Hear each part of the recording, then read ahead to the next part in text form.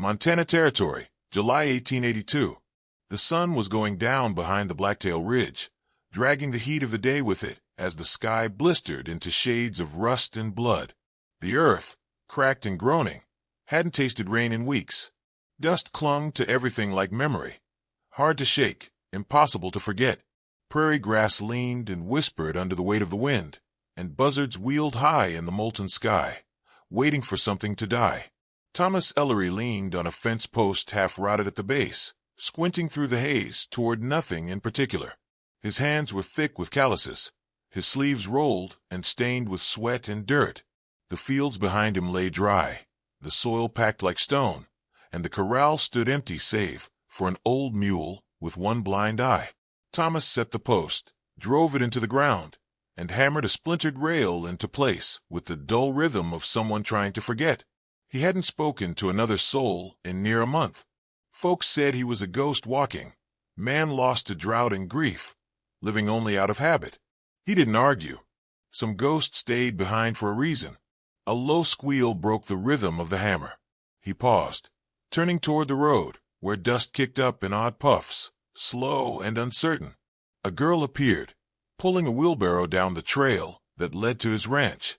She was little, thin as a fence rail, her sun-baked dress clinging to her frame like old parchment. Her boots were too big, worn smooth. Each step she took seemed carved from will. In the wheelbarrow lay a woman, her mother, it seemed, motionless and twisted into herself, lips white, hair stringy with sweat. Her skin looked ashen under the brim of a frayed hat, and her chest barely moved. Thomas felt his stomach shift, slow and heavy, the way it had the day he buried his wife. The girl stopped 20 feet from him, panting, but not crying. Her eyes were wide and dark, full of something older than a child should carry. Her voice scraped out of her throat like it hurt to speak. "We came from Dry Creek," she said. "It's gone. The well's dry. There's no one left." He said nothing, just stared. "I tried the church, and the Miller place, and Kessler's mill. No one opened." Her fingers tightened on the wheelbarrow's handles. The wind pulled her braids loose, tossing black strands across her sunburned cheeks. "She ain't drank in 2 days.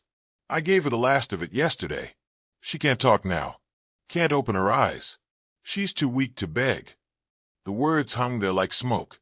"Sir, she's too weak to beg."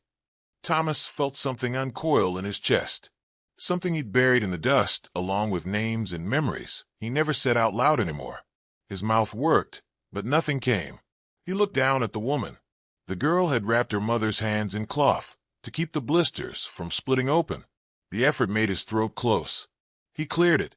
"There's a pump by the trough. Water's clean." She nodded but didn't move. Her hands were shaking. "Bring her," he said. "Out of the sun. She can't walk." He looked toward the barn, as if something might rise from the shadows and take the decision away from him. But the barn remained quiet, still locked tight. Dust devils curled around its base, like memories circling. "I'll carry her," he muttered. The girl stepped aside, and he lifted the woman gently from the wheelbarrow. She weighed little more than a memory, light and fragile, like holding dried leaves wrapped in cotton. Her skin was hot to the touch. Fever. Bad. He carried her through the sagging porch door and laid her on the cot in the back room, pulling the faded quilt up over her shoulders. She didn't stir, not even a flutter of breath. The girl appeared in the doorway, clutching the tin cup from the pump. Her fingers were blistered from hauling the barrow, but she didn't complain. Thomas dipped the cup and pressed it to the woman's lips. The water trickled down, but nothing changed. He dampened a cloth and placed it on her brow. "You got a name?" he asked without looking at the girl. "Miriam," she said. "She's my ma. Name's Clara." He nodded once, as if the names belonged in his house now, like they had always been here, waiting in the dust. "You got food?" "Beans. Dried apples. You eat?" She hesitated. "Not in a while." He brought her a bowl of beans and a chunk of cornbread. She ate slow, eyes darting to her mother with every other bite. He stood by the window, watching her, the muscles in his jaw working against something too heavy to say. "She gonna die?" she asked finally. He didn't answer. Miriam set the bowl down, licked her fingers, then wiped her mouth with her sleeve. "You got kids?" she asked, not out of curiosity but necessity, like someone testing how much room there was in another person's silence. He looked away. "Had a daughter." "Where is she?" He didn't answer that either. Outside, the light turned honey gold, and the wind rose again, blowing a shudder against the wall with a hollow clap. Thomas stepped onto the porch, looking out at the horizon, where the heat shimmered like broken glass. His eyes drifted toward the barn. It stood where it always had, low and dark, shoulders slumped like an old man who'd seen too much. The padlock on the door was rusted, chain thick with time. He hadn't been in there in 12 years. Not since the fire.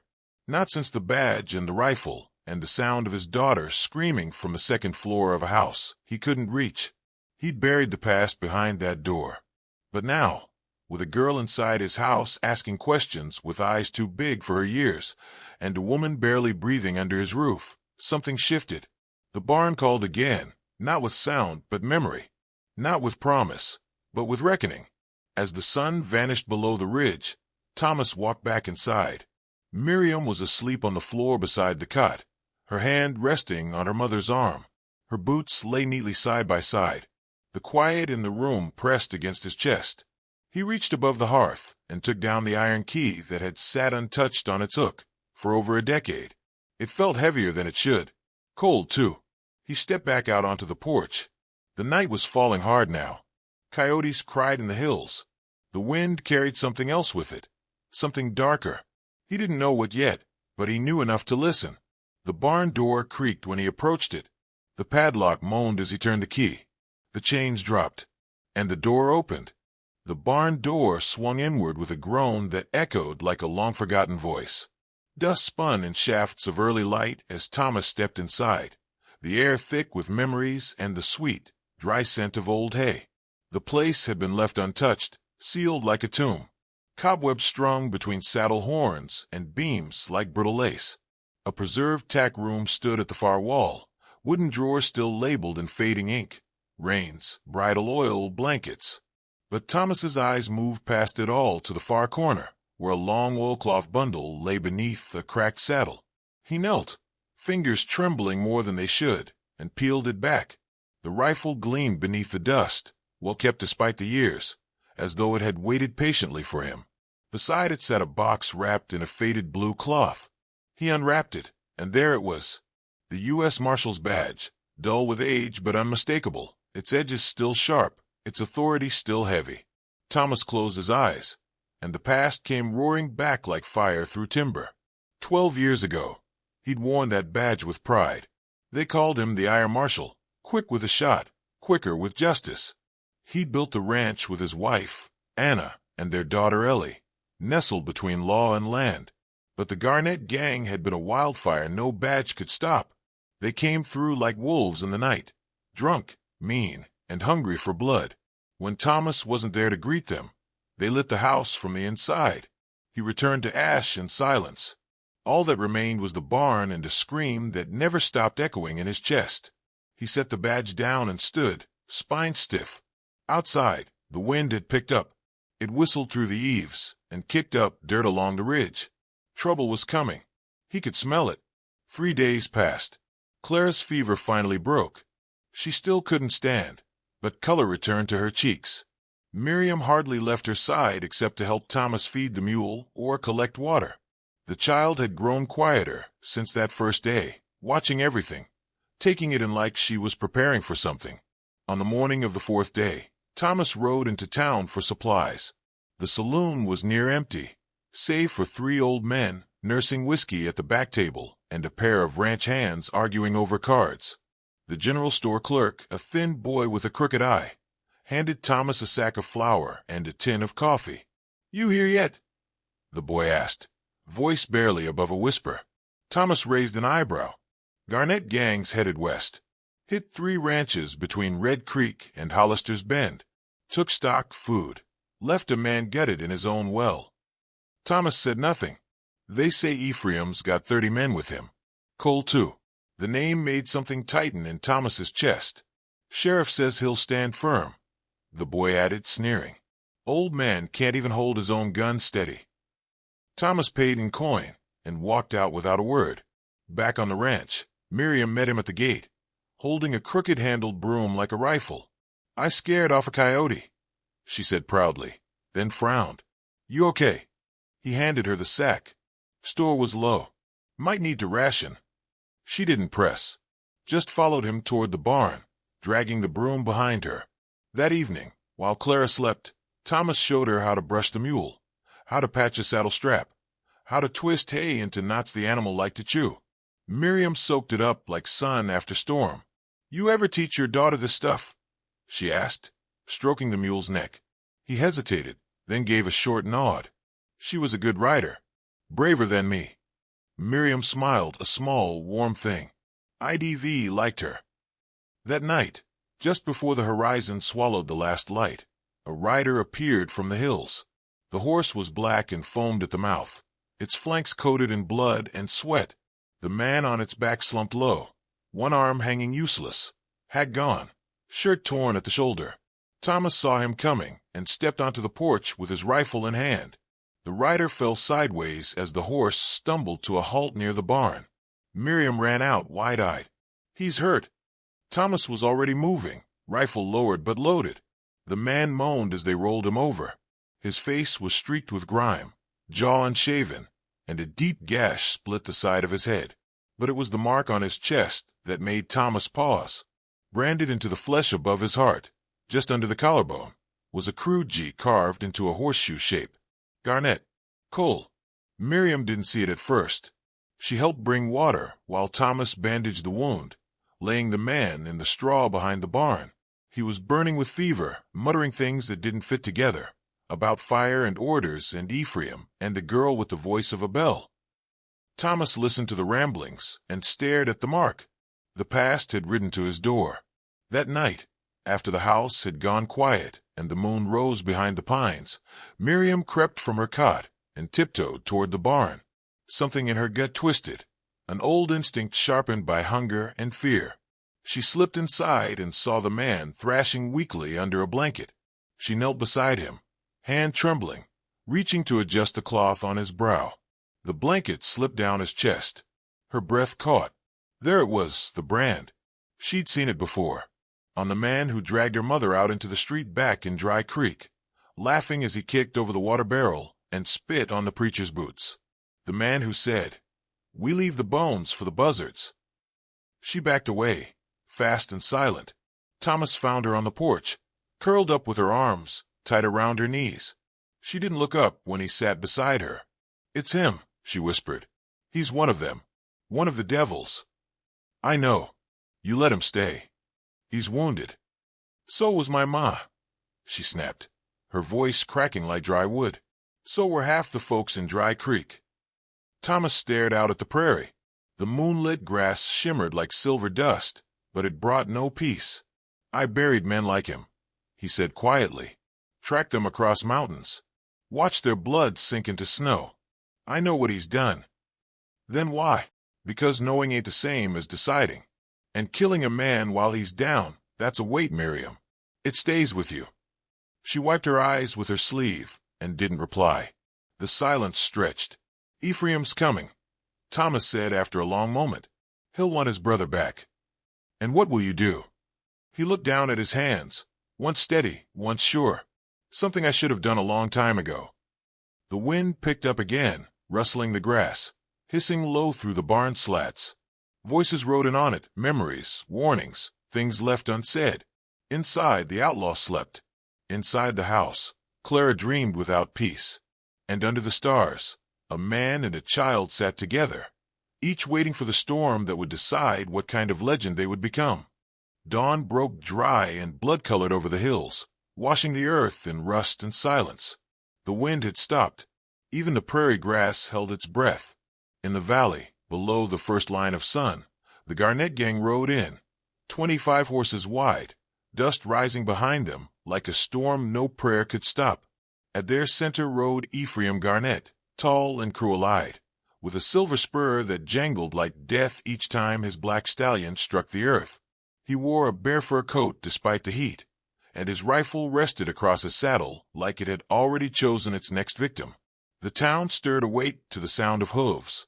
Doors opened just enough to peek through. Rifles were clutched behind curtains, and children were pulled back into arms.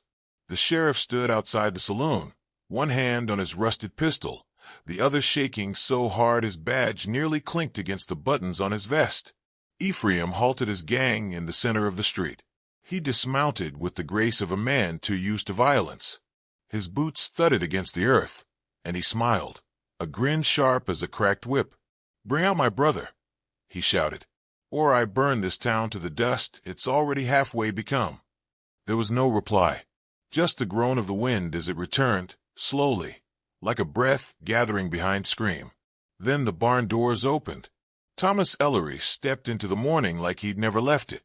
He wore a long black duster faded by sun and time, and at his hip hung the Colt he hadn't drawn in 12 years. His rifle was slung across his back. The sun caught the glint of brass pinned to his chest, a badge, scoured clean, gleaming like justice pulled from a grave. He said nothing.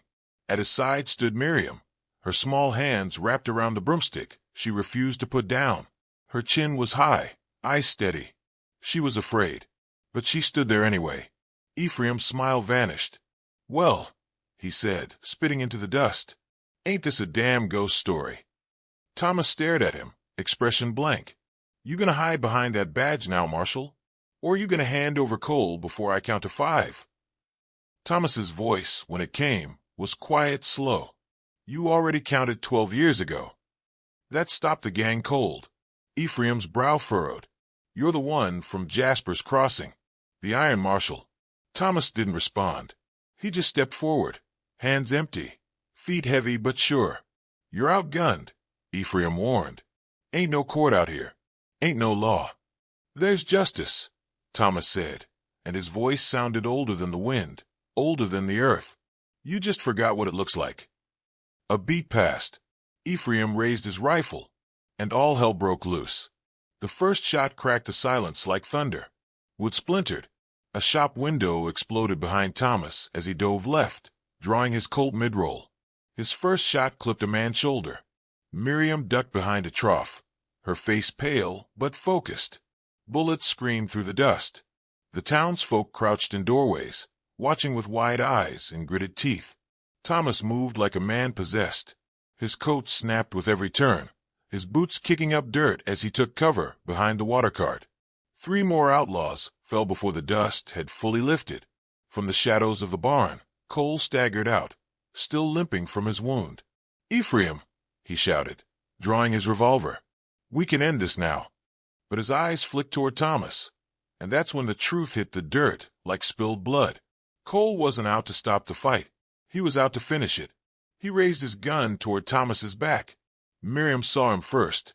Her eyes locked on the curling G brand above his shirt, and rage flared in her chest. She snatched a rock from the trough and hurled it with all the fury her small body could muster. It hit Cole square between the eyes, just enough to make him stagger, his shot flying wild. Thomas spun, fired once. Cole crumpled, his blood joining the dust. Ephraim roared, charging through the gunfire like a man with the devil in his bones. Thomas turned too late. The outlaw tackled him, knocking the Colt from his hand. They hit the ground hard. Ephraim drew a blade, drove it down. Thomas caught his wrist, muscles straining. The 2 men wrestled in the dirt, teeth bared, fury old and fresh burning between them. "You think you're justice?" Ephraim snarled. "You left your family to burn." Thomas's eyes darkened. "I lived with that fire every day." The knife slipped. Blood sprayed. Ephraim rose, staggered, blade still in hand. Thomas lay beneath him, shoulder slashed, chest heaving. Then a single shot rang out, low, measured, final. Ephraim jerked backward, a red bloom spreading across his chest. He dropped to his knees, then fell sideways into the dust. All eyes turned to the barn. There, framed in the window, stood Clara, barely upright, wrapped in a quilt, Thomas's rifle trembling in her arms. Smoke curled from the barrel like a ribbon of absolution. The fight was over. The remaining outlaws scattered. Those who lingered were met with a dozen townsmen stepping out of their homes, rifles raised. For once, fear didn't rule the valley. Justice did. Thomas sat up slowly, clutching his bleeding shoulder. Miriam ran to him, her face streaked with tears and dust, but her voice strong. "You're bleeding," she said. "I've done worse," he muttered. People approached, cautious, reverent. The sheriff, still trembling, offered a hand, which Thomas ignored. He stood on his own, wincing, and looked out across the street littered with bodies and broken things. A woman from the Mercantile whispered, "That's Thomas Ellery, the Iron Marshal." And the town, all at once, remembered. Later, when the bodies were burned and the wounded tended, Thomas packed a saddlebag and stood outside the barn, watching the sunset bleed into the plains. The wind carried the smell of gunpowder and sage. Miriam stood beside him. Clara sat in a chair under the eaves, watching them both, her hands folded in her lap, peace slowly seeping back into her face. "You sure?" Miriam asked. He nodded. "This land's got ghosts for me. It needs new ones now." He pressed a deed into her hand. "The ranch is yours. You and your ma." She tried to speak, but the words caught. So she just nodded, fiercely, and hugged him tight. He winced, but smiled through it. Then he mounted the old mule, patched and blind on one side, but loyal still, and turned toward the horizon. The wind picked up behind him, brushing the dust clean from the road ahead. And as the last rays of sun burned gold across the land, Thomas Ellery rode out alone, not as a ghost, but as a man reborn, scarred, silent, and legendary once more.